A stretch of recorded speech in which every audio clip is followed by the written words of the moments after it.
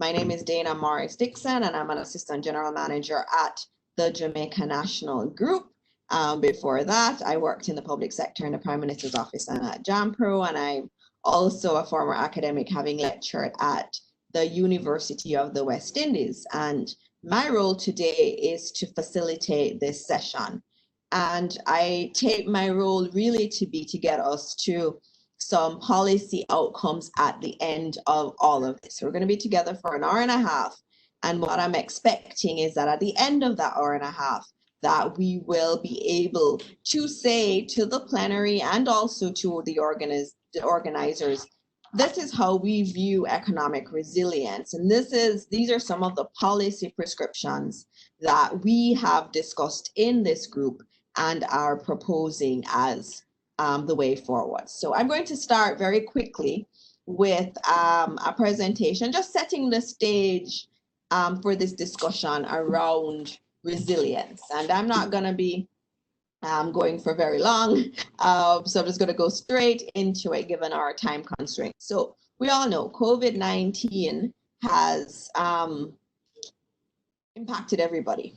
And every country in the world is being impacted by COVID. We are seeing that if we look at the World Bank info, that the IMF info from yesterday that came out, you saw that the global economy has contracted by over 12 trillion US dollars. That's a lot of money. And this COVID pandemic has highlighted a lot of things in relation to our economy and our society, vis-a-vis how we can cope or not cope with external shocks such as COVID or even an earthquake or a hurricane. And it's something that we have been discussing for many years, but with the added effects of a pandemic, it's the right time for us to discuss this in some more detail. Now, there are two factors that are really helping to constrain our ability to be more resilient. One of it is our unique circumstance as a small island developing state, and that comes with very unique peculiarities such as openness, which we know, and I know the military people in the room and that are participating would know that construct of us being a small island developing state has implications, even for security and some of the issues that we see around crime. And it's the same thing in relation to our economy. And also we have to look at the policy and cost barriers that are unique to us and the way our economy has been structured that serve as an inability or make us unable to compete as well as we could in a global context. If we look at how we're being impacted, I mean, these are just some numbers that I wanted you to look at. In April, the IMF said that, they thought that global output would contract by 1.9, by 3%. And then by yesterday, we're hearing it's going to be 4.9%. And we don't know where this is going to bottom out because the crisis is continuing and the pandemic is not over, despite what some leaders of some countries want to believe. The reality is that this pandemic is with us for some time. And if we look in the Jamaican context, the BOJ is predicting a 5.1% decline in the economy for this fiscal year, and that's their projection. And of course, that could be that could be a lot more, and we're going to be seeing that decline reflected in particular sectors more than others, such as hotel and restaurant, as we know, and the mining sector and wholesale and retail. The entire economy is suffering at this point. We're also projecting increases in unemployment. Now that has big implications across the board. It has implications for crime, which we looked at in another session. It also has implications for people's ability to sustain themselves during this pandemic and in light of any other economic shock that may affect us.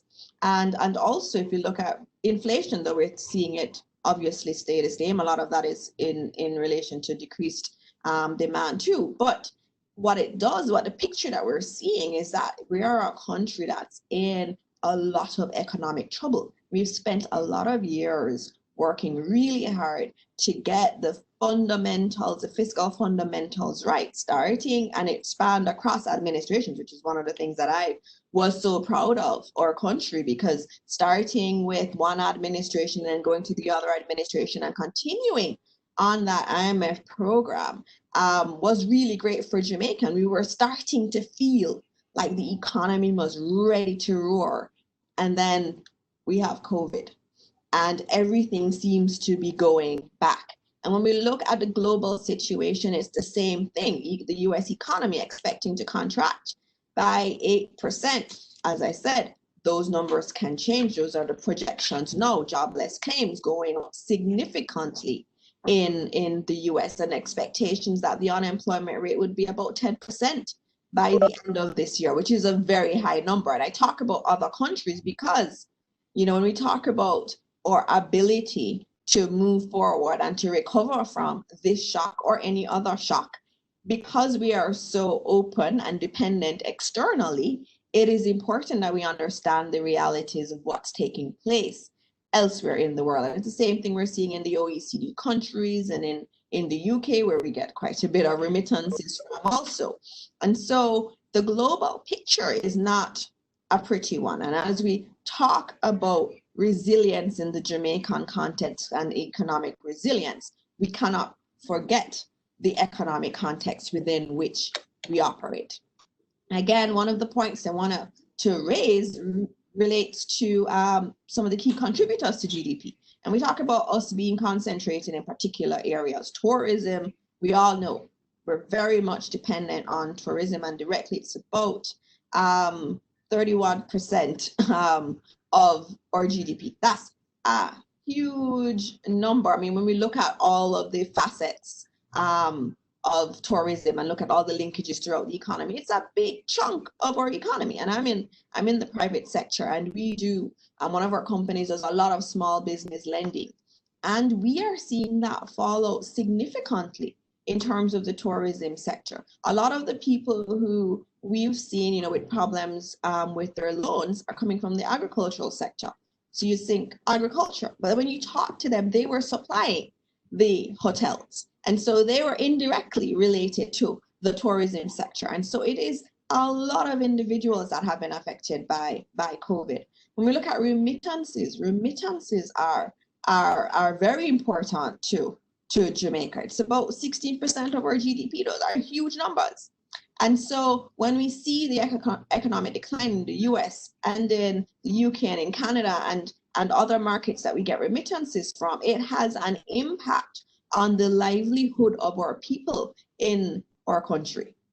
And we see it in other sectors of our economy. But this heavy concentration or dependence on tourism, which is externally driven, and remittances, which are also externally driven and related to realities in external markets, means that we are actually even more vulnerable. Now, if we look at economic vulnerability, this is the exposure of an economy to exogenous shocks arising from economic openness. So it's that exposure. How exposed are you to shocks? And as a small island developing state, we have lots of exposures.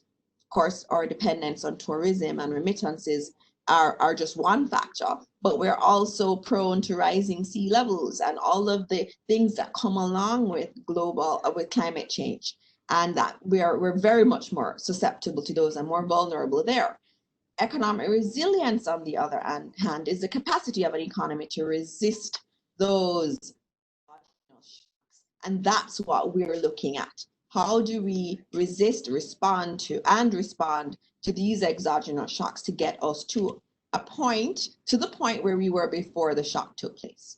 Now, if we look, there's a lot of literature on resilience, and I just wanted to pick out a few of the factors that make you more resilient, because remember, all of this session for an hour and a half will be for us to get to some policy outcomes and some recommendations. And so what the literature shows, and there are many other things, I just picked out these. Economic diversity is important. So not being heavily concentrated in one sector or a few things is an important factor if you want to become more resilient. highly skilled labor pools, very important. Political stability, very important. High levels of pre-crisis government expenditure on social protection. That's a very interesting and important one that piggybacks on some of the discussions that took place in the very good panel that was held yesterday on security.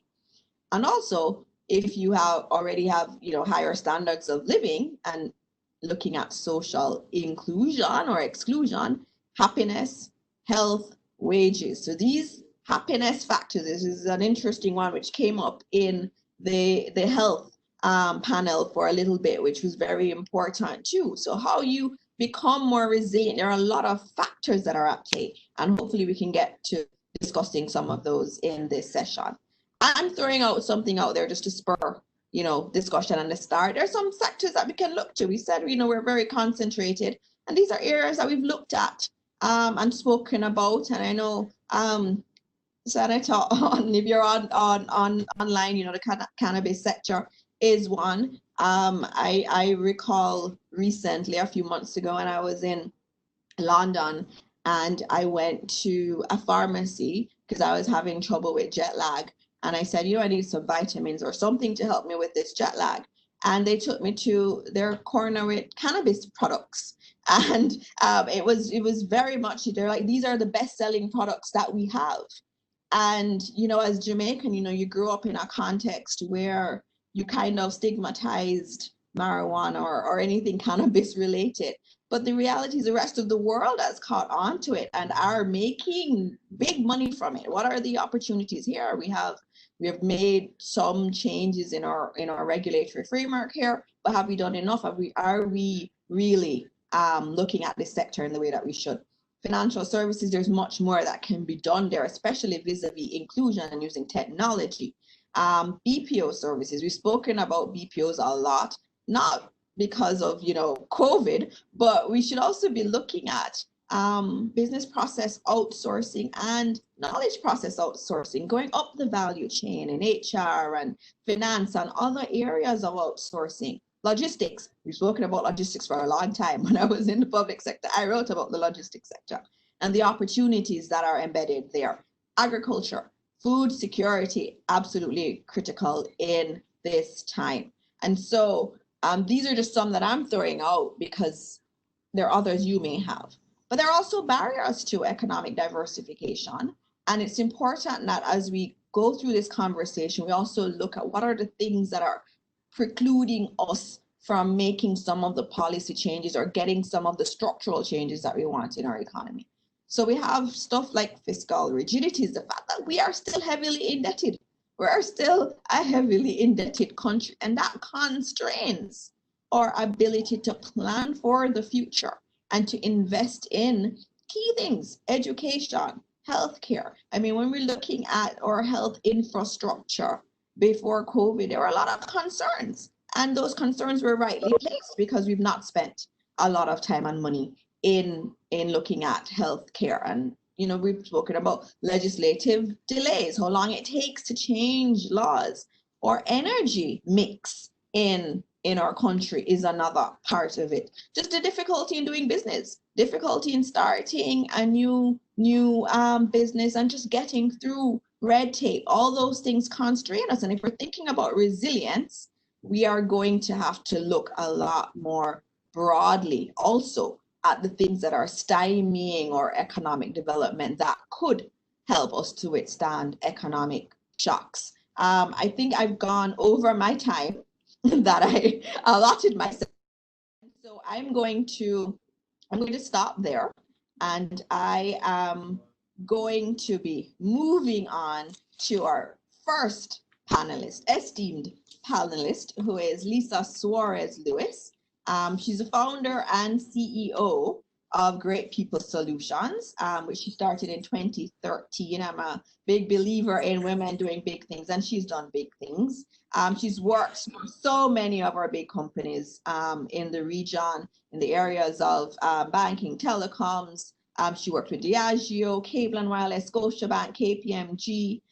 She sits on many boards in Jamaica, so she doesn't just do her private business. She's also contributing to our development and also contributing to the kind of governance that we want to see in our country. And so she sits on the board of JAMPRO, Cinco, Sagicor, subsidiary Mona School of Business, Sarah, Pension Industry Association of Jamaica, and the JSE campus. And what I'm even more proud of is that she was awarded one of the 101 most fabulous global coaching leaders in the world at the World HRD Congress in February this year. So Lisa is just esteemed. I am looking forward to hearing Lisa's presentation, and over to you, Lisa.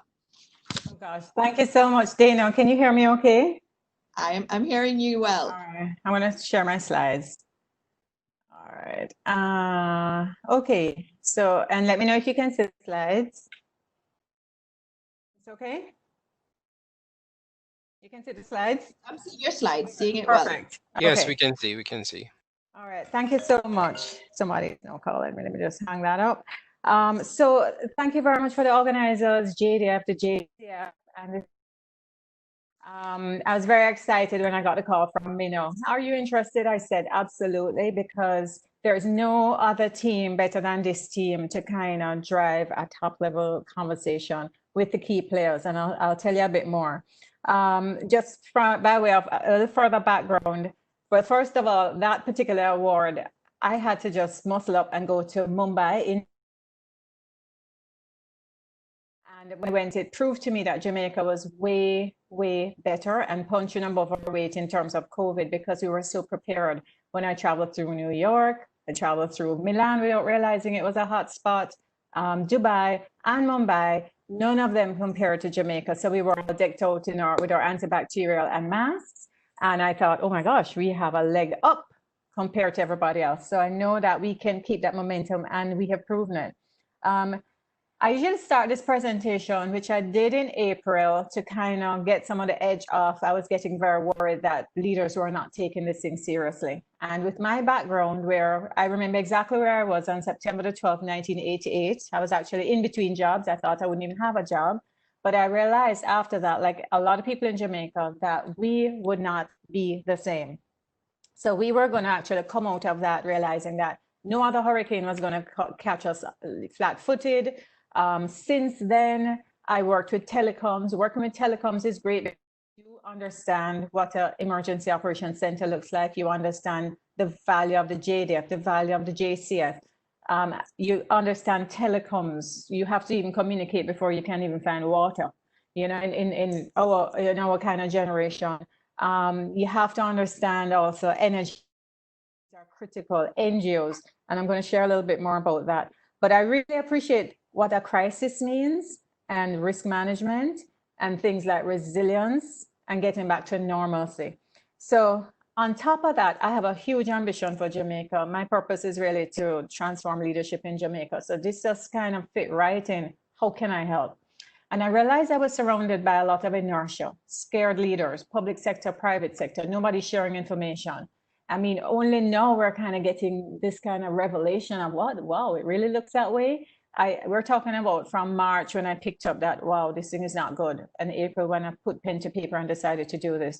So I'm sharing this paper just to kind of recognize that I had to do a visualization. So between being a consultant and a coach, I needed to give people a picture that you needed to see what was happening to figure out how do we actually put one foot in front of the other. As other persons said, and I enjoyed all the presentations that I was able to catch, this thing fell on our shoulders. So what do? We have to figure out, we have to get up, dust it off and move it.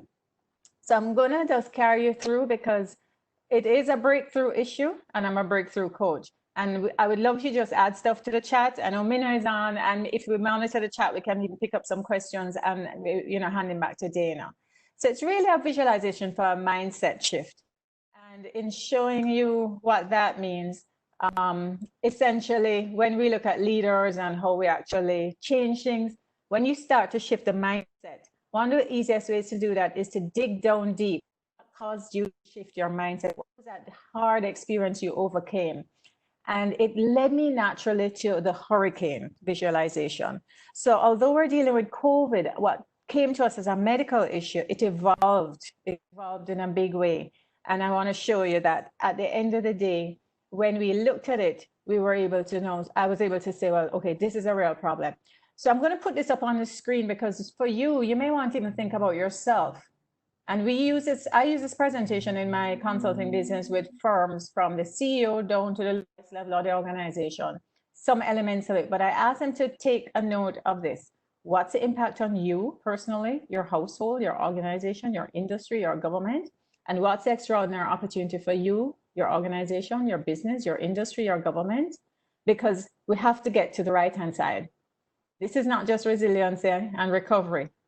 This demands growth. So at the top, you'll see prepare, protect, recover, grow fast, and grow strong. That is what COVID does for us. It pulls all of what we saw about yesterday and today, and it really puts us in a position that we have to move. So this is really the heart of the presentation. I know we have a hurricane season that has started. We didn't even plan for this Sahara dust, it's here. And we know climate change is just a ticking time bomb. I don't want to say it that way, but it's kind of in the background. What we have now is literally 4 hurricanes, and I use hurricanes because we know how to overcome hurricanes. So we have to dig deep in what do we do with hurricanes. Only issue is that this 4 of them happening at the same time. They're active and they're agile. And I would actually say every now and again, when you read about COVID, it's unforgiving because COVID is coming with a new wave later this year. It's unforgiving. They don't care whether you're a world leader. You're Boris Johnson, oh, you're going to get COVID too, Oh, you have mass transit and you have a great economy. Oh, well, I'm going to tell you how to shut it down. So COVID is a very active and agile thing, but so are the hurricanes that follow. So if you count each one of them as a hurricane, 1, 2, 3, and 4, hurricane 2 is economic. Social is a big word. It covers a number of things, what that means. And the technological has always been there. So I'm going to just go quickly and I'm going to come back to this. But I want you to take a little task and put a number, like if you're assigned in a category 1 or a category 2, and let's go up to category 5. Just assign some numbers to your circles, and then we can come back to that. So I'm going to start with category of the COVID medical, and I put some things on the slide because one of the things it has taught us is that we can't look on data through the lens of Italy or the UK or through CNN. In fact, turn those TVs off and look on the data and figure out what we're having for Jamaica. If you remember on the right-hand side of this slide that we were always trying to flatten the curve and stay under it with your protective measures. Because if you go over it, then you're basically, if we had Italy had, we would be so far over and in such a devastating state. And in fact, guess what? That's what Brazil has. So we now know that's possible in our region. But when we think about it, we had real issues. We're actually under capacity for respirators. We haven't even got there yet. We got 40 from the EU. We don't even get to touch those. Some of them must be still in plastic. We're just not using that aspect of COVID. PPE, we've been pretty good. Ignore what you see in the public if you see some people tweeting it. We have PPE for our public health persons and at the airport. Nursing density, it's terrible. Look on this graph. This is 2018. We are probably one of the worst nursing densities in the world. We're under 10. We're like 8.07 to every 10,000 persons in Jamaica. The only people in that region with us is Haiti. That's the only company we have. Okay. Us and there's some people in Africa. We are 8.07. You have Barbados at 30. We have Trinidad at 40. So we have a nursing issue, but because we're not having hospitalization on a red, amber, green scale, we're not bad. Here is where the problem is. We're over capacity here. So we have to find different ways of dealing with quarantine facilities. We can't have everybody going into quarantine. We have to trust people to be able to quarantine their families. Somebody who had children on the high seas that came back to Jamaica, they should be able to probably move out of the house and let the child stay in the house if it's even a 2-bedroom, 1-bedroom, and allow them to heal if that's the case. Testing adequacy, speed of testing. We can't be testing for 3 days when people are coming back and getting in and open our border. We probably need to speed that up. So these are the areas we need to work on. And in the early days, we had a lot of stigma. So, these are the things that would take us to code red. For us, it's not operators. Good thing we can't afford the electricity bill, so keep the windows open because aerosolization is a big issue. So that's basically how I look on COVID. COVID isn't so bad. The economic is really my biggest issue, and you'll see as I go along. Problem with economic is that hurricane, We have never had a Cat 5 in Jamaica, not in the lifetime of anybody on this call. We don't know what it felt like when Dorian hit the Bahamas or Maria hit Dominica. And if you know hurricanes, and when I was at Cape Nawales, I don't know what my house looked like. I was working during the hurricane in the Emergency Operations Center. So I know what it is like when the hurricane is blowing and having to manage communication with the national communication, liaising with various entities like JDF and others. The reality is in a category 5, you can't really plan too much for it. What you do is you plan for the recovery and the normalcy, because the picture of the category 5 looks like this. And I purposely put this picture on because we've never seen that in Jamaica. Now, I remember I'm trying to use a proxy of the hurricane to what we have with COVID. The issue we have here, obviously, is that our economy is very service oriented. It's dependent on households having incomes and consumers spending money. So businesses can provide services and goods. Tourism dependencies, we are the most dependent tourism region in the world. 35% of our GDP is driven by tourism. And of course, nearly half of our exports, so to speak. So if there are no visitors coming, that is a huge economic engine that we've turned off. And if we don't get the economic engine turned on, and it's going to take some while to get it moving, our dip in GDP, which is obviously a real deep dip in the quarter, could last for a long time. So we have to look on the numbers and be realistic. The disproportionate loss of business, remember, SMEs are the biggest employer in Jamaica. So you're finding that when you look on underemployed or employed labor force of 1.25 million, nearly half of that actually would be at minimum wage, below minimum wage, underemployed, not skilled. They're really employed by SMEs, or vendors, or individuals that are working, household helpers, who are even days workers. You're talking about a disproportionate impact when SMEs start to fail. So this is really the biggest hurricane, but I'm not going to take away anything from you in terms of what category you give it.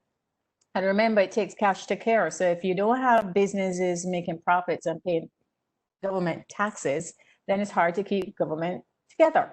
You may have job loss. You may even have permanent scarring in your economy. So this is a big issue. 3, you can't detach a social piece from the economic piece. And there are a number of things listed here. We had some great presentations by, I think it's Terry Williams. Dr. Houghton spoke about in his economic presentation. He brought it down to a very understandable language for us as well. Tony Clayton, all of those presentations covered things that you're seeing on this slide as well. Crime is major.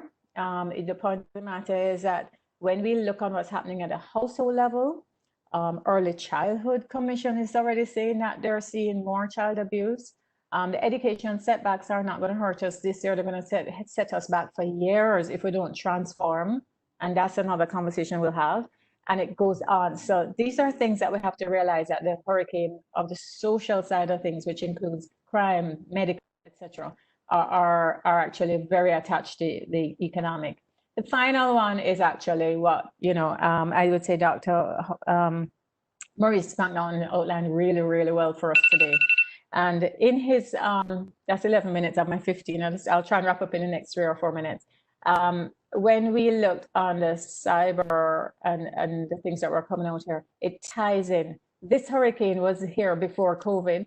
It was always in the background, always having jobs around the world and in Jamaica, which could be offshored, converted into AI. Anything that's repetitive can be converted and replaced by robotics. And it's forcing leadership to redefine itself, because our leaders weren't even prepared they weren't doing a great job managing people face-to-face, much less work from home. So the transformation is happening even in government. And think about some of the things that the government has been able to do in terms of electronic payments. Those are fantastic things that even the government is transforming faster than they knew they could. When we think of COVID, the kind of electronic monitoring that we have, take these things seriously. These are things that we have to do more of, not less. So the global competitiveness, I'll say just 2 things about it. We are actually doing some work at JAMPRA, and we have a competitiveness, we have a productivity group. And I want you to understand how low we are in productivity, which is why our GDP never really got higher than 1%, or even some years 0.5%. And this year would have been a breakthrough year. And I think Dana set that context for things that hold back our GDP. We have like 90 KPIs, but the most troubling ones are things that we just never move the needle. So for example, our score for homicides is 0. We rank 140 out of 141. Or R&D, we have a score of 31, but we actually rank 123 out of 141. So consider that 0. That was our e-participation rather. And we have rankings of e-participation of 115 out of 141. So we're not doing where we need to be in relation to technology and using it to jumpstart our economy and competitiveness. Dana mentioned this. I just grabbed this today so you to understand that even when you're looking on data, this is the data that IMF says is really just much worse than they expected. And the job destruction has been catastrophic. When you look on this data, you don't see Jamaica in this. You may say emerging and developing economies, excluding China. They are not tracking a small island developing state or an economy that is most dependent on tourism anywhere in the world. So that's a number that we have to see. The BOJ numbers are unlikely to hold. And I think the PIOJ actually has larger or worse numbers than what is there, but we have to take it. So in summary, I don't know what scores you had, maybe we can talk about it, but my suggestion is that the biggest issue we have is an economic issue. It's a category 5. Never saw it coming. We didn't plan for it. We couldn't track it. We didn't do all the prep that we would have if we had a hurricane.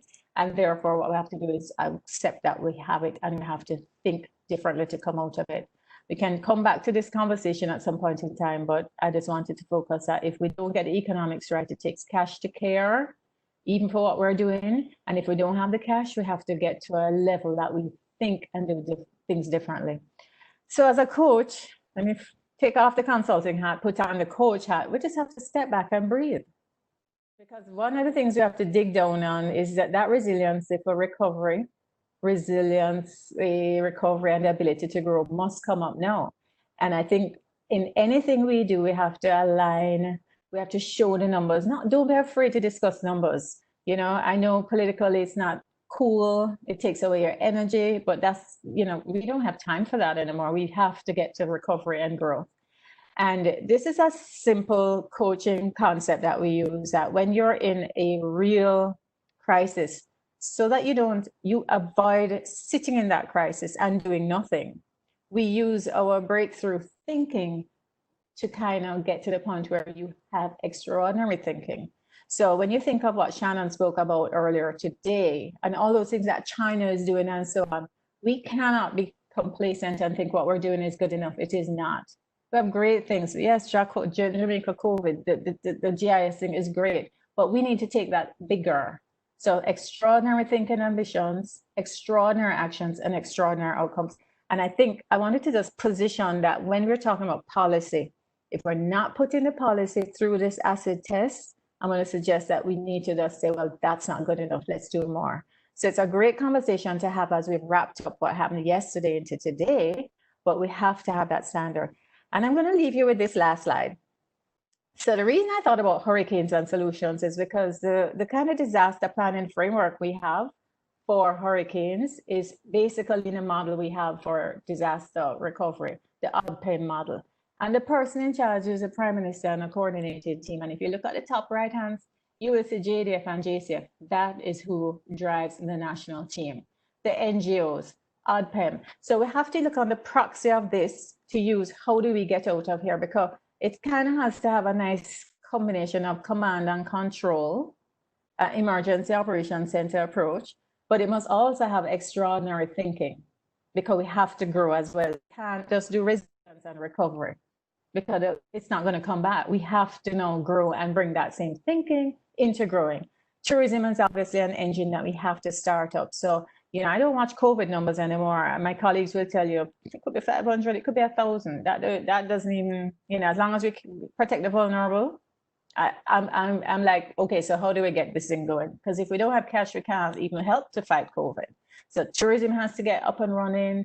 Businesses have to think differently. We've got to transform. And if you look at these things closely, you'll see education is in everything. We've got to keep the education going and transform. The international team is critical. We have to borrow what we have. The GOJ team is transforming and they have to transform. And education is one of those that is slow to the mark. They have to transform. And of course, the partnership. So from here, we basically like to bring it open to a conversation like this where we push your thinking, but we push your thinking to kind of get to where this is. It's all in extraordinary thinking, extraordinary actions, and extraordinary outcomes. And I think, you know, entities like the JDF and certainly the JCF and any other that have worked in hurricanes know that they have to think differently. But that's the hat we have to keep on for the period going on. So I would say that's basically the end of the presentation. And back to you.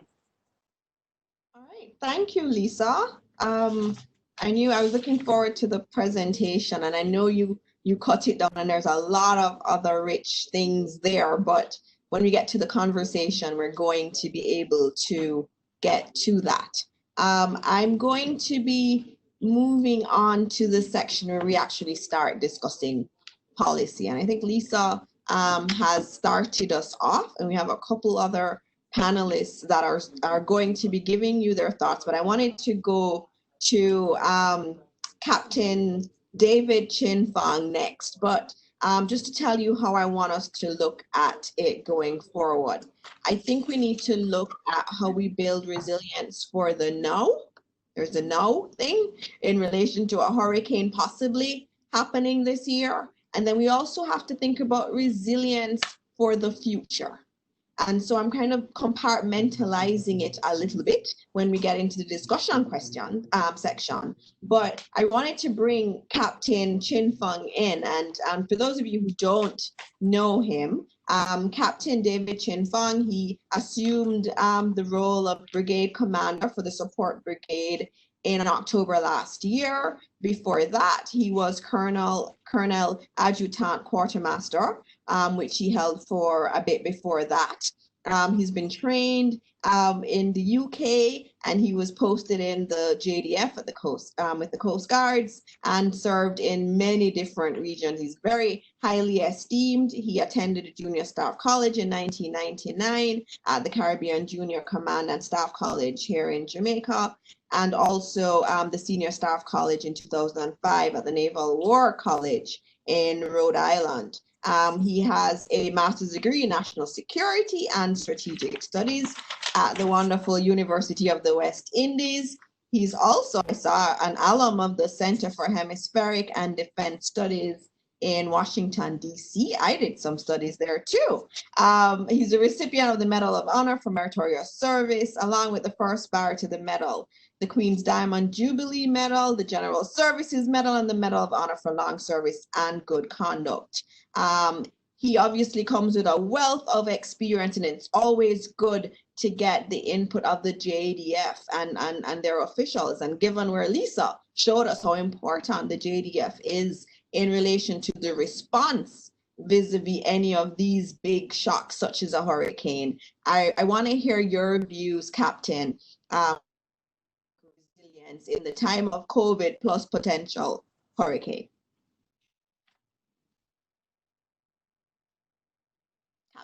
Hey, good afternoon. Hey, I'm here. Good afternoon. Thank you for that. I must say how honored I am to be in this magnificent company here. Certainly don't match up to the level of persons here, but good to be. I must say that I was surprised when I was asked to be a part of this, because I'm a security practitioner and not an economic practitioner. But nonetheless, I just thought, I don't have a presentation, but I just thought I could also share my thoughts on this whole matter of resilience and how do we get out of this. And what I'm thinking though is we need to have some principles that would allow us to be resilient in any type of crisis, whether one that is brought on by a pandemic, whether one that is brought on by a natural disaster. If we don't have a one-size-fits-all solution, at least we can have some principles that we can go by. And Dana, when I heard your presentation, I afterwards I was so disheartened. Although after that, Miss Suarez Lewis left me feeling quite motivated, because some of the potential sectors that you mentioned we have not been able, there have been potential for quite some time, and we have not been able to make the potential into something more than it is. So, for example, the cannabis industry, albeit fairly young, but as far as I know, not moving in the right direction. The logistics hub, talking about it for close to a decade, so much so that we have not been getting quite any feedback from the good professor, a good friend of mine who's been working on it, unless they're working quietly. The financial sector as well. And this may be a simple statement, but it's still, you know, it still takes me, or it would still take me a good 5-6 hours, a whole batch of documents to open an account at a bank, to which I already have an account, and as an example. And so these sectors have a lot of potential, I agree, but we have not been able to harness the potential. So I want to put one of them on the table, because again, it's part of what I do, and it is part of what the Prime Minister has been talking about for the last 2 years, and that's the blue economy. Blue economy, of course, refers to the economic potential that can come from the maritime or marine environment. We have one of the largest fishing banks in Jamaica, the Pedro Keys Offshore Fishing Bank, the biggest stock of lobster and conch that you can find in this region. It's a multi-billion-dollar industry. We export to Europe, we export to Asia, we export to North America, and it is one of the largest stocks because you do so very well at sustaining it. We have our open season, we have our closed seasons, but I think there is so much more that we can do. Of course, there's also talk about the potential for oil and natural gas and so on that we can harness. We have so many historical dive sites again that can be a part of tourism.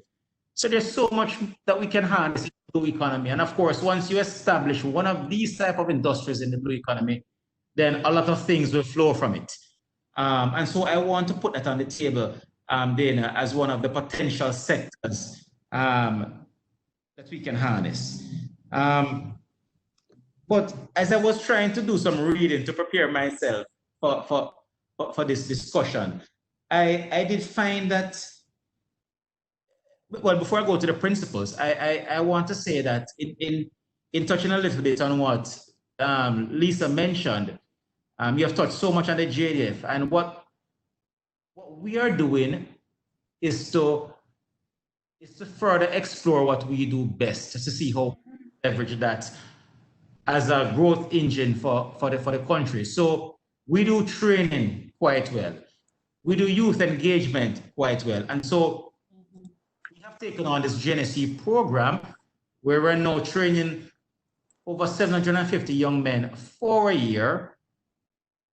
For those who do not want to come into the regular force, we send them into the public sector. I hope I'm not repeating stuff that has been said over the last year or so, but this is something that the JDF does well. And I think the government has realized that, and they are certainly milking that. As long as this is something that they can fund, we can develop the youth, we can train the youth, and we can put them into other areas of production with other public and private sector organizations. And I think if as a principle, we can identify other similar government organizations or private sector organizations as being able to, as being experts in a particular area and milk it for what it's worth. You know, similar to what we do with the whole program. I think that is certainly a diversified approach to becoming resilient. And so I will just wrap up what I'm saying by saying that, by closing, to say that in my reading, I discussed that, I observed that in all the studies that were done about building economic resilience, and I think no matter the disaster that you are faced with, it will impact the economy, no doubt about it, and it will in fact the social fabric. So if we look at certain principles that can hold true for economic resilience, it will hold true for no matter whatever disaster that you're faced with. And And a lot of it speaks about economic diversity. And I think you had touched on that. You know, when you spoke about, I have the notes here. Where did I put it? It certainly was in one of your slides in being diverse and not being too reliant on one major source of income. That is a pillar I think we should work towards in becoming resilient. We should work towards developing a very highly skilled labor force, a highly experienced labor force, because the reading suggests to me that a young labor force is not necessarily the best thing you want to become economically resilient. You need to have an experienced labor force and a highly skilled labor force. So again, I put that as another pillar of what we would need to do to become economically resilient. And of course, there's entrepreneurship, there's local ownership and local investments. So in wrapping up, and I've said that several times, I'm going to be wrapping up. I think when we come up with these policies and you know, in this closed session, I hope that, you know, the Chatham House rules apply. Whatever we do, whatever we sell or we bring forth as policies must have some kind of a political component that our political masters will buy in. And so that is really my challenge, as I say, that we need to put forward some pillars. These pillars that we put forward have to be not only relevant in making us economically resilient, but also has to strike a chord with the ruling party. And I'm no politician, and I have no idea how we're going to do that. So I close by saying that in all that I've said, that I think we need to have some very, very broad principles. We can't be too specific with our recommendations, because having some broad principles will hold through for the disaster that's going to hit us and that's going to break the economy. Those are my few remarks. Thank you. Thank you, Captain. Those were very, very good. I saw some discussions as you were speaking. I think what you're saying resonates a lot with everybody, especially your bringing up the blue economy as an area that we've not really spoken to very much. And Lisa pointed out that the Branson Center is looking at that and looking at how the JDF, in terms of its own role, is such an important part of our country in terms of helping to get to that kind of breakthrough thinking that we want. And your discussions about labor reform link back to what Lisa was saying before, vis-a-vis productivity and how far behind we are the rest of the world in terms of productivity. I'm looking back through the chat and looking at some of the things that were being said, but they were agreeing with you. And so I think it's a really good jumping off point. I don't see Dr. Houghton or Dr. McNaughton. I don't see either of them. So we are going to engage in the conversation. It's nice for us to do so. And I'm going to just tell you from what I've been hearing so far from the discussion, and you're not off the hook yet, Captain, because I want to hear your views, because we've spoken about diversification and some other elements and productivity and so on. But the reality is we're still a poor country, and we see that 5% of our GDP we lose every year because of crime. If we could solve the crime problem isn't just a crime problem, and a lot of times we kind of look at it in a vacuum. Our problem, it's a social problem, it's an economic problem, it's a whole of society problem. And so I really do want you to at some point come in on that dimension, on the security dimension, as an element of economic resilience going forward. But from what I've heard so far, there is diversification. There was discussion around productivity with several elements there, the lack of R&D, limited e-participation, the need for skills and experienced workers, entrepreneurship. I also heard some social elements in there, a very unequal country with large sorts of poverty. It means when people are poor and living just day to day, they're even more susceptible and to those shocks affecting them in a negative way. I was hearing lots on education, and also something that we've not discussed yet, and which I hope when we start the conversation, is this factor that you were bringing up. And Captain, you kind of took it down a political road, which I want to bring it back. But Lisa, you mentioned it also with the partnership.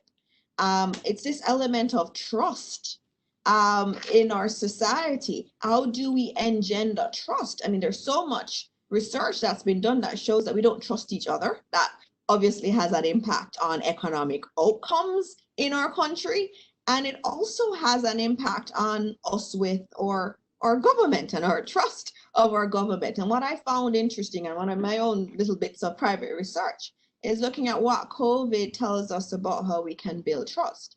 We saw those press conferences. We saw our government giving us data on what was happening. There was a constant conversation with the people. It was, to a certain extent, it felt the way democracy really should be, which was a very deep interplay with politicians and the government and the people. And we were seeing that playing out during this COVID crisis. And so when I look on CNN, which Lisa says we mustn't watch too much of, and I see the debate about whether or not people should wear masks and people demonstrating about masks in our country, an argument was made about masks. And quite early, we saw everyone wearing masks. I spoke to a friend recently who is in Las Vegas, and was telling me about, you know, what's happening and people don't want to wear masks. He's like, what's happening in your country? And I said, well, we've bought onto that for a long time. But so sometimes we see ourselves in a negative light, but there are a lot of things in COVID that are showing us that we've done things right and we need to build on those. But it also uncovers a lot of issues with our health system, issues with our economy, issues with inequality. When we look at, Lisa brought up e-participation, look at education. Kids are having to use Zoom. A lot of our children are getting left behind because they don't have equal access to Wi-Fi and devices so that they can do their work. And so I'm going to open it up. I see, Lisa, you're putting a lot in the chat, and I want to bring in there's Omar Cheddar. There are a lot of people here. Faye Ellington, I'm seeing Minna, you were on at some point. There are a lot of other people on it. And Lloyd Distance as well. I think Lloyd just wanted to let you know, Lloyd, yeah, I saw him before, the president of the JCC. So I'm honest, like I love these things, and I tend to use a lot of chat. So if your question is not there, or raise a hand, just drop it in the chat. Dana is monitoring it, and we'd love to just hear more. I just wanted to say two things, Dana, that what Captain said was right, the blue economy. JDF owning the youth, if you can fix the youth issue, that would be great, because we just need to get owners attached to some of our big issues. The economic diversity, I saw that Larry said some things. I'm going to just throw in a couple of things that Jampo is trying to do. We have two schools of thought. Some people say choose industries. We also have economists who say make Jamaica easy to do business and don't choose. So there are two things, you know, which is right. Maybe that's a topic of another symposium. The labor reform, skills and flexibility. We have the Flexible Work Arrangements Act. Are we at the point that we should say, well, the Flexible Work Arrangements Act is applicable to every company now? But when we checked it out, people were just nibbling at the edges. Is that time over? Should we have a policy position now that says it has to happen? And then the political part of it, I would say that's this last thing. Politics kills crisis management. You can't do both. JDF knows that better than anybody else. You can't manage a crisis with politics. So there's going to be some health attention. I prefer in this situation and conversation to be an unpaid consultant, because then I can say how I feel. But I'm only saying that, you know, we rely on JDF to kind of, and other individuals and companies and stakeholder groups to just keep it on track, because it's really hard to do both. And we are in a deep crisis. So that's what I wanted to say, and I'll help you to monitor the chat.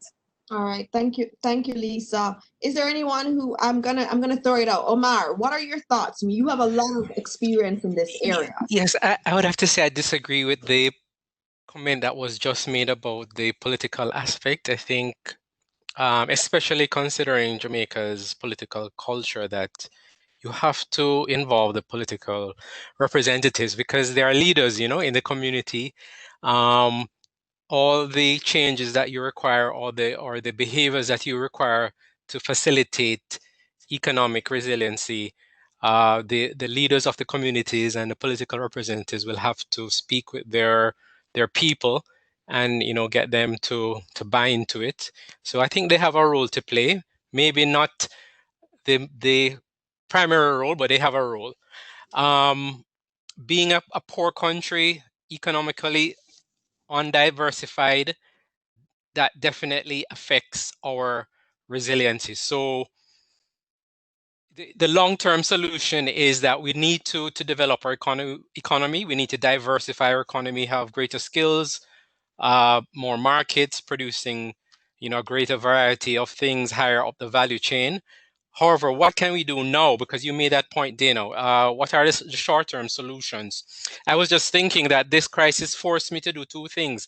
It caused me to go online much more. I had to do some business at the tax office, and I had to do it online. I actually went to the tax office, and they told me to do it online, which I did, and I had to do some bank transfers, which I actually didn't know how to do before on my online account. And I was able to do it. But what I found, it's difficult, unless you have a certain level of education and you have a certain level of digital savvy.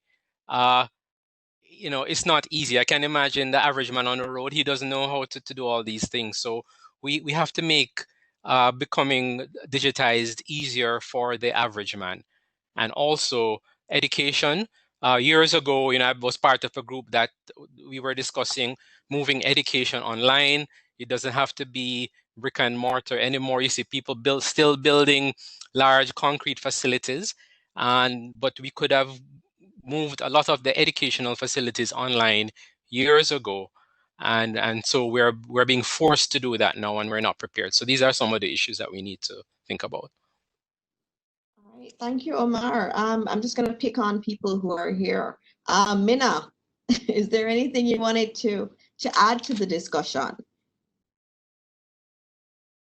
Thank you, Dana, and thank you, team. I mean, what amazing discussion. One of the things I'd love to talk about in my role at the University of the West Indies, and Lisa talked about that, the need for jobs. Go down this road with me. Imagine a student, a second-year student, whose parent is a duty driver, his dad is a duty driver, and the mom works in the hotel sector in Montego Bay. What do you think is going to happen this year for that student? The likelihood is that that student would ask for a leave of absence for a year. We've heard from the Minister of Finance that the student loan applications are down 40% year over year. What does that mean for tertiary institutions? How do you plan for that? Not knowing how many students are coming back this year and not knowing how many faculty members you need. So you have the high fixed cost and you don't know what revenue you'll be getting. So it really, this challenge, the hurricane is touching every sector. And as we pause, we have to look at opportunities, different creative ways of helping to fund our students, helping our universities. We need more alignment and partnership with industry and our tertiary institutions. And even if we take it down to early childhood, we have already heard about private institutions closing. What does that mean for young kids? What does that mean for our older kids who are going to university? So this thing is such a hurricane, and being able to manage, and for how long? A lot of us say it's a year. I believe it's going to be at least 2 years before we get out of this slump. And therefore, all hands have to be on deck. All alignment with industry, academia, government. to really make sure we recover from this in a sustainable way. So, I'm just so pleased with the conversations over the past 2 days, whether it was on health, security, and now the economy. My only regret is this was not open to more people, because I have a group of persons who say, "Can I come in? Can I listen in?" And that's my regret, that we didn't expose more people to this level of conversation. But guys, thank you so much for this. Thank you very much, Minna. There are a lot of things, and I'm gonna try to pull everything together. Is there anyone else who wants to make a comment? I just wanted to make a quick comment. I'm Camille Bell Hutchinson. Hi, Minna. I was formerly at UA. I'm now the registrar at the Caribbean Military Academy, and I'm putting on my education hat. I just saw a comment from Lisa, which is fundamental to a lot of the discussions we're having about education. And earlier, Captain spoke about the online dilemma and having to do more things online. We need to focus a lot on teacher education, because those are the ones that are going to be transforming classrooms, enabling youngsters and oldsters. And when I say teacher education, I'm talking about from early childhood right back to tertiary education, right? The full gamut of it. It's no longer a time when we can sit back and think that it's a normal. It's a brand new normal. And the way in which you educate our children from early childhood right through to tertiary education is going to be fundamentally important to any transformation in our society. And I thought we needed to kind of push that in as a very important aspect of resilience. All right, thank you, Camila. You're absolutely right, and it comes out in so many dimensions. And Lisa showed you how far we are in terms of e-participation generally.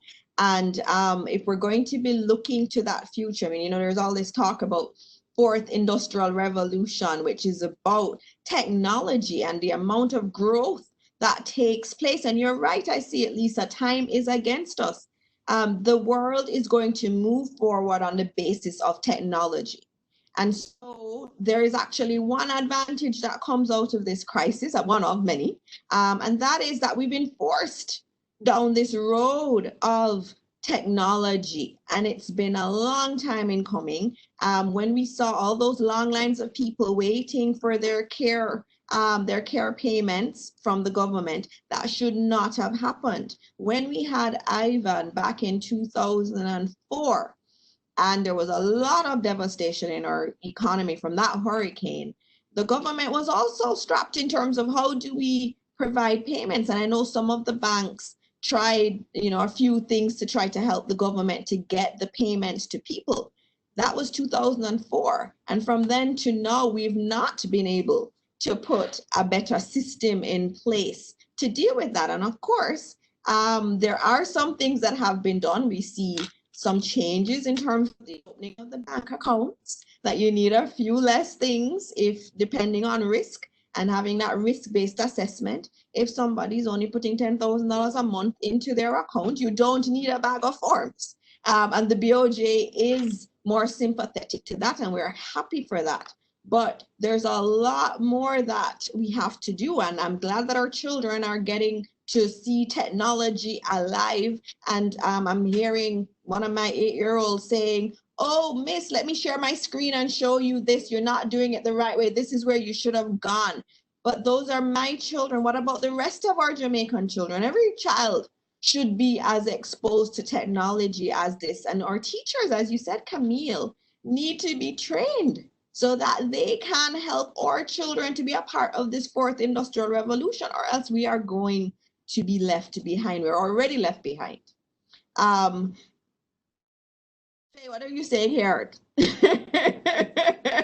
I'm seeing you participating. I don't know if you wanted to chime in, Faye. You're in the chat. Yes, Faye, we want to hear your voice. Thank you for inviting me to chime in. He said, "Trouble take man picnic was sitting at that reason."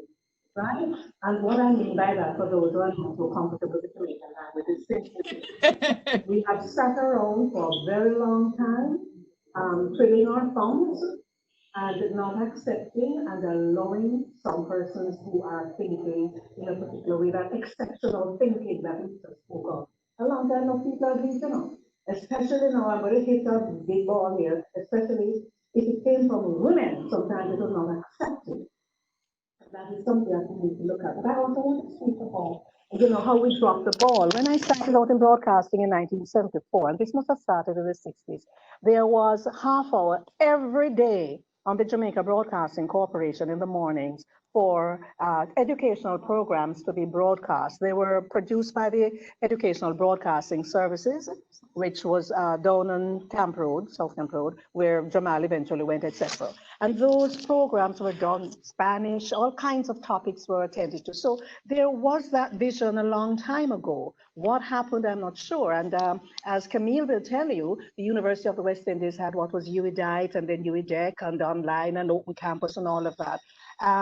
And so we are in a dilemma just now. But it doesn't mean that we have to stay there. Somebody made a comment earlier on today, and I think it was Dr. Rowe from Barbados, and he said, we need to look at the big picture. I agree with that, but I also would like to warn us, it's not only the big picture, but a different picture. Yes. You're very right, Faye. And it goes back into some of what you said, Lisa, with this breakthrough leadership. We're thinking of breakthrough leadership. You're right, Faye. We're looking at a different picture. What does that different picture look like? What is that future that we see that is more resilient and that we understand? Change is coming. Shocks are going to be coming. Those are constant things. But for us in Jamaica, a lot of times when the shock comes, it's like, how come? How come this happened? We're not prepared for it. Go ahead, Lisa. Yes, I, as we are seeing responses in the chat and hearing it, one of the biggest challenges we have, for example, is education. And you remember when Edwina, the futurist, came, that was the area that we knew we were most vulnerable in, as we were with the rest of the world. So, you have to think about things, seeing the glass half full. One thing the world did, is just flatten us all with COVID. And now we're kind of starting at the same spot. So if there's any feeling that it's not that bad, is that we're all like at ground zero, and the Internet of Things, the things Mark Norton spoke about today, really allows us to leapfrog and go faster. So think about it. Should we really go back to classroom training in the way we were doing it in September? Should we really just get to blended? Because really and truly, if COVID remains and there is everything there, we can't fill the classrooms in the current shift. So we have a capacity issue. So therefore, I love when you get into that policy decision and discussion, because really it allows us to do some sweeping policies, which we didn't know we could do or would do or had the power to do. So coming back to what Faye and everybody is saying, what happens in September is not going to be an improvement of what we did in January or February before COVID, or March when we closed schools. It has to be risk-based. It has to be different. We're going to have to use technology. And that's why even, every teacher needs to kind of close their capability gap in the summer, because we can't stop the education, but think about where we're coming from.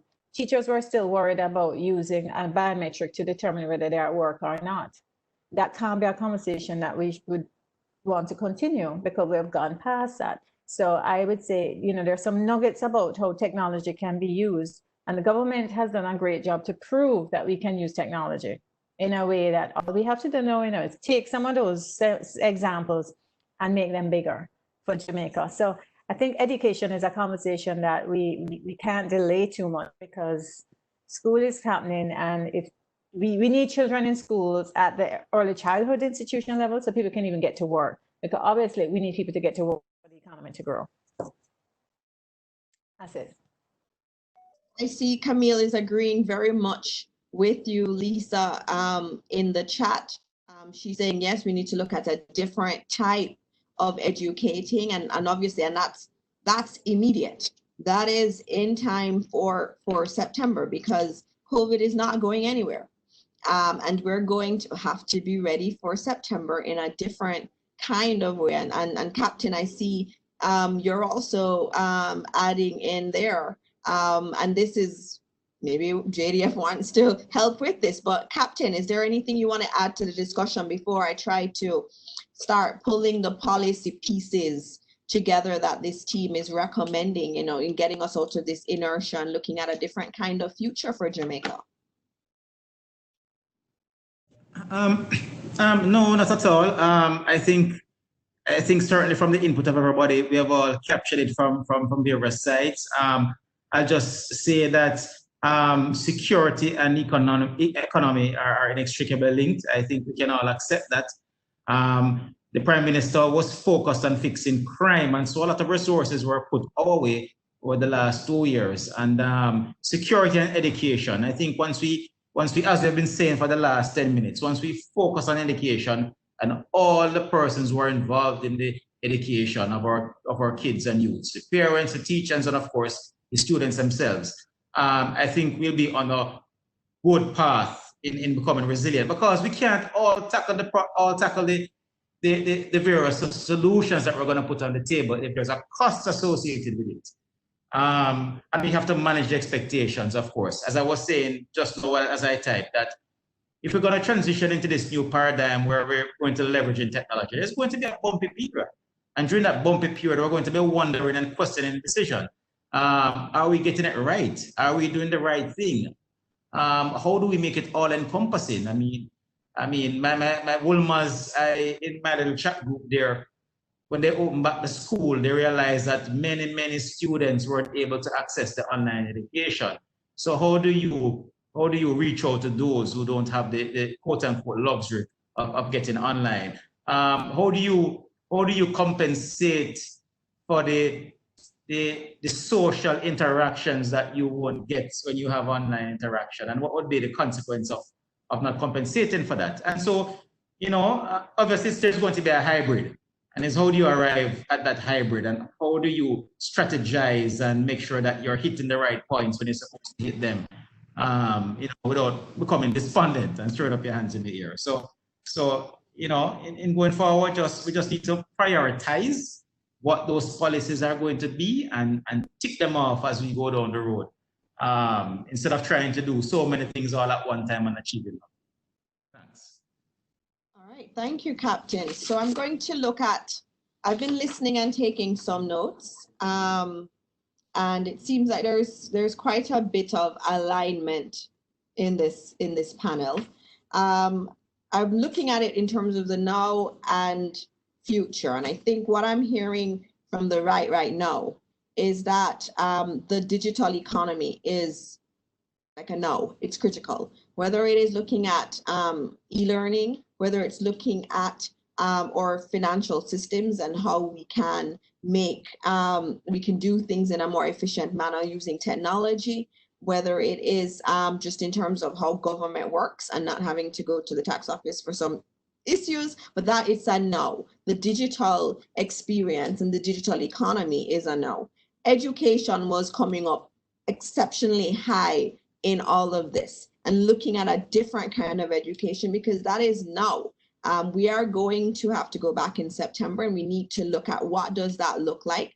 And what we're saying is that, what I'm hearing is that there is a hybrid of the traditional learning plus using e-learning, plus, as we also hear, we heard from Faye, looking back at the use of mass media, where people have even more access to. They may not always have access to the Wi-Fi or predictable Wi-Fi, but you know, in many instances, they are able to hear the radio and possibly the television. And I hear Minna agreeing that the digital technologies and utilizing those, and we're seeing more of that, and that has to be accelerated if we are going to become more resilient for the now, and that also links to the future. So I have digital, I have education as short-term goals, and I was picking up a lot on leadership in terms of the short term and that whole of government type approach, using all the elements and having them work together also with civil society and bringing in all of the players together in relation to that. And then I'm hearing some more longer term things with diversification, looking at how we create that enabling environment so that someone who wants to innovate and do something different, a young person or an older person who wants to innovate can do that. There was the question of picking winners. Do we pick winners versus do we just create the enabling environment? It's probably a hybrid of the two, but what I see a lot of young people with lovely ideas, no capital, access to capital. Capital is concentrated in particular hands. And that's something that we have to look at if we're really serious about growing the economy, because the bigger your economy is, the healthier your economy is the more resilient you are. And I'm hearing a lot about productivity, which links back to R&D and education too. And also the kind of social interventions on crime and so on that we heard in the panels that were so good, the panel yesterday was so good, that are also necessary in terms of policies and building out resilience. Minna, I heard you saying I see you here talking about we should reach out to the World Bank for similar loans granted to EC countries. There is actually a Jamaica resilience loan that the World Bank has. I think it's sometime earlier this year that we got a loan that looked at resilience, looked at it both on the fiscal side and also on climate change. But there are other dimensions that we've discussed here that I think are important that we write up and put that into the mix. Now, please let me know if I've left anything out in terms of policy or you want us to extrapolate a bit more. And remember, all of this is going to be written up. So is there anything I've left out from this conversation? I think this is something that could go on for the whole day. But I know they have time restrictions for us. Yeah, I think the thing on the politics, I think, is that where we can bring teams together. We have a working committee on crime, and I think that is the kind of engagement we want. So I mean, Omar, just to say that it really just has to be an inclusive opportunity. At the community level is probably the only thing I would add, Dana, that we have to enforce what's happening at community level, which means the Constituency Development Fund is critical. They got cash, we need more of that. There are eyes and ears to know what's happening at the community level. When you think about so many people who are jobless, we will know what's happening and how they can be used, how they can be put into having more engagement in agriculture, how we can get them having internet in schools at the most remote location. So they have a big role to play in terms of the political representatives, but keeping us together, not divided. I think that was really the only point I'd probably want to add to clarify. Okay. Is there anything anyone else wants to add? We're at 2:20. This is Minna, Dana. I just like to say, to add to Lisa's comment just now. The issue is that we're going into, whether we want or not, into an election phase. We're going into a period, and this is when we can't forget what else is happening. And the whole digitization, the whole digital economy is critical as we look at online, distance learning, to get the whole economy, giving them access. Access is so critical at this stage. So the issue of having many task force committees is critical right now, so we don't lose sight of what's important for growth, job creation, and for resilience as we go into this political period. All right, I agree with you, and I think there was an economic recovery task force that primarily was focusing on COVID and elements around opening back the economy. I think that you need that kind of high level mix of civil society and government coming together, as you say, Minna, in these mini task force, and it's something that we need to put on the table, because this is a moment that we can either go up or we can continue or go down. COVID is an opportunity. There are opportunities here, and the question is, what picture? I mean, Faye said it beautifully. We need to create a new picture. What does that new picture for Jamaica look like? And how are we, all of us here and other people with interest and with knowledge of economies and society and so on, how do we help to create that new vision of Jamaica that we want to see? And it is something that we have to agitate for and put squarely on the table. You know, Dana, you said that we could spend the whole day here, and that's true. But it just seems to me there's one element that we may need to pull into this. And this is about parents.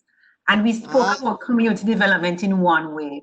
But as we shift in our educating and as we shift in how we teach, how we learn, we can't do that without involving parents. And yesterday, Herbert Gale gave a most exhilarating and yet a most frightening picture of the statistics of family and the role of both fathers and mothers. In fact, you know, he kind of put to naught this notion that crime, especially among youngsters, was a man thing. No father at home. When we saw it, you heard it. We saw that the percentage of missing mothers was actually even more frightening than we thought of. So as we think about ways in which we tried to address this whole aspect of the shift in the paradigm of teaching and learning, we must have a deliberate strategy to engage parents because they have to be part of that dialogue and that transformation. Yes, I agree with you. And those social interventions, I agree, Lisa, too, in the chat. We need to get that message out more. He's been saying it a lot, but I don't know if it's landed enough in relation to the crisis that we were in. You know, we were talking about education. How do you educate people when, based on his studies, the high percentage of our boys who are hungry, in a constant state of hunger?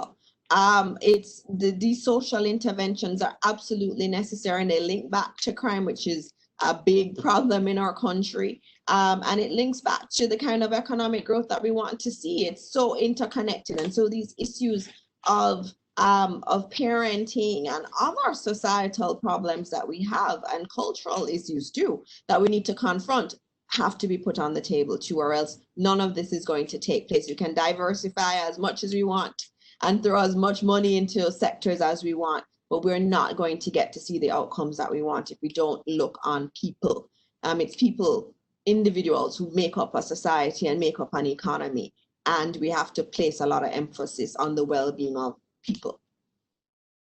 I think we are out of time, and there is a plenary that's coming up that I think we should all be a part of. Not sure how it's going to work, but I want to really thank all of you. You've been really, really a good team coming up with some ideas, and they're concrete ideas that you've all articulated. All I was doing was writing down what you were all saying. Lisa, thank you very much for the presentation.